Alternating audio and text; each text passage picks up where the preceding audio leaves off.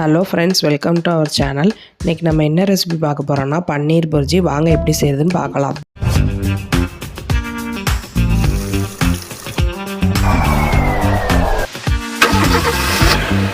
First ஒரு pan எடுத்து அதில் கடலெண்ணெய் சேர்த்துக்கிறேன். அது காஞ்ச உடனே பெரிய வெங்காயம் ஒன்று சேர்த்துருக்கேன்.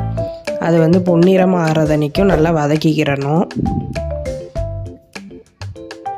இப்போது பொன்னிறமான உடனே ஒரு தக்காளியும் குடமிளகாவும் நறுக்கி வச்சுருக்கேன், அதை சேர்த்துக்கிறேன்.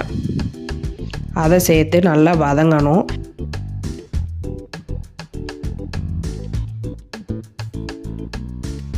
இப்போ தக்காளியும் குடமிளகாவும் நல்லா வதங்கிருச்சு. நான் ஜீரக பொடி சேர்த்துக்கிறேன் 1/4 டீஸ்பூன்.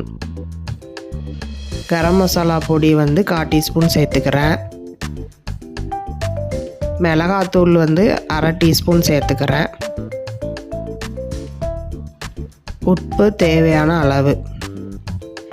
நம்ம சேர்த்துருக்க மசாலா அவ்வளவும் வாடை போகிறது வரைக்கும் நல்லா வதக்கிக்கிறணும். பன்னீர் புர்ஜி சப்பாத்திக்கு சைட் டிஷ்ஷாகவும் வச்சு சாப்பிட்லாம். ப்ரெட்டை நெய்யில் டோஸ்ட் பண்ணிவிட்டு அது கூட வச்சு சாப்பிட்லாம்.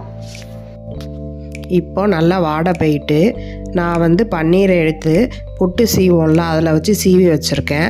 அதனால் அதையும் சேர்த்துக்கிறேன். சேர்த்து நல்லா கிளறி விட்டுக்கிடணும். நீங்கள் கைட்டு உதுத்து போடனாலும் போடலாம். நான் இன்றைக்கி சீவி வச்சுருக்கேன், அதனால் அதை சேர்த்துக்கிறேன்.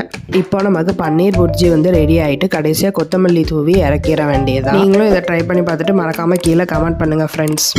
சப்ஸ்கிரைப் பண்ணாதவங்க சப்ஸ்கிரைப் பண்ணிக்கோங்க. மீண்டும் சந்திப்போம். பாய்.